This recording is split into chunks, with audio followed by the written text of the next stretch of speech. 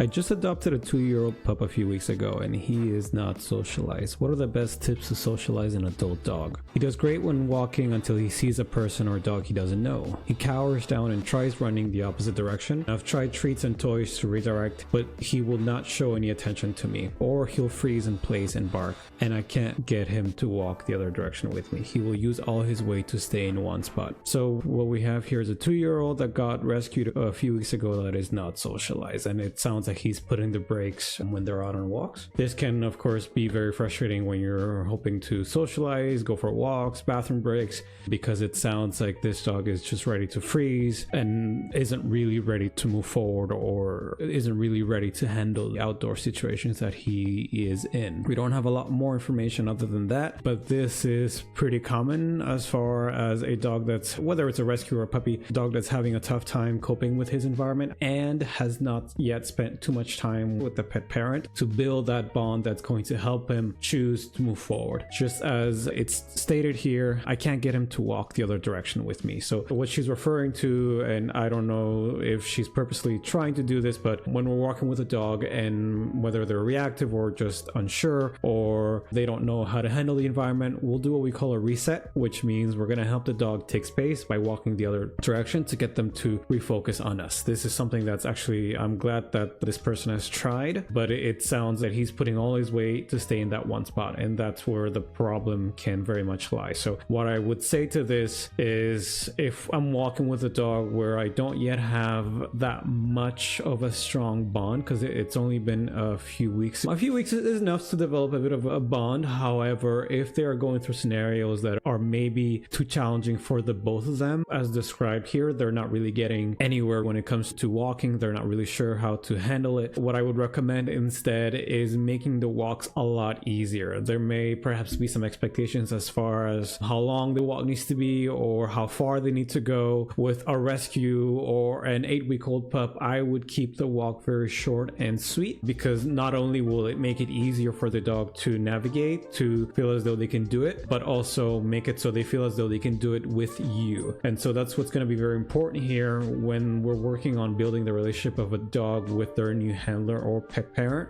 We want to make sure that is done in a way that feels successful to them both. Dogs very much learn by association, and so do we, but especially dogs. And so if the walk is something that's uncomfortable, and of course it's being done with this pet parent, then it all jumbles together. And so what I would do is keep the walks very short, very sweet. I would maybe try to figure out at which point during the walk, perhaps it's 5 minutes in, or it's 5 meters into the walk, or 2 feet out, at what point is my dog maybe letting me know or showing me that he is a little concerned, weary, perhaps afraid, unsure, because that's when I would start doing the resets, which is what they're trying here. They're probably trying to do them when it's too late, when the dog's already barking, over threshold, overwhelmed. By then it's too late and the dog is just shutting down at that point. So what I would do instead is, again, keep those walks very short, where a reset should in theory be a lot more successful then. And what that might look like practically in the first few days, or even just the first day where you want to go for a walk, other than the bathroom break. Hopefully if you have a backyard you can have your dog go there, but even then, if you can just take a few steps to the nearest grass patch, have the bathroom break be done there,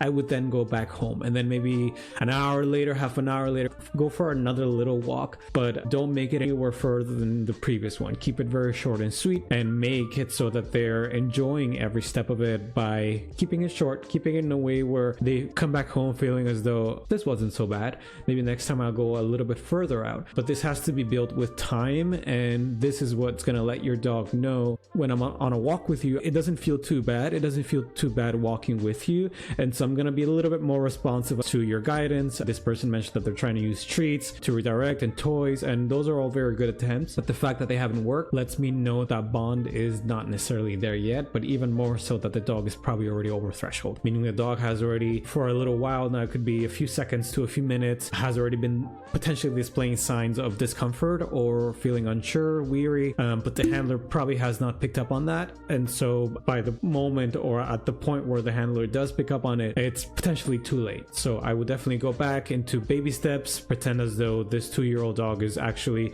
a 2-month-old pup, and break things down in ways where they feel successful both to you and your dog. Because ultimately the amazing thing with dogs is they're never going to ask you why or when they can get to that that next point. An eager dog will maybe do that, but then you can move on to the next one. One that isn't too sure, take your time. The more you can be in the moment, slow down, just be with them. Their own curiosity is going to show you that they're ready for the next step. But even then, just take it slow, take it one step at a time. If something seems too difficult, make it easier. Once it feels too easy, then take that next step. Your dog is not in a rush, and this is what's going to let them know, hey, this person does listen to me, this person does hear me out. And so that will very much strengthen your bond and help you guys overcome the challenges that will come later on once your dog is maybe in scenarios where there's a dog that just came out of nowhere and this is very difficult. That's when your dog is most likely to go, okay, that's challenging, but I know that if I check in with you or if I just listen to your cues that I'll be okay, so let's go ahead and do that. But until then, keep things short and sweet, break them down into what you feel is doable for both you and your dog and take it from there, okay?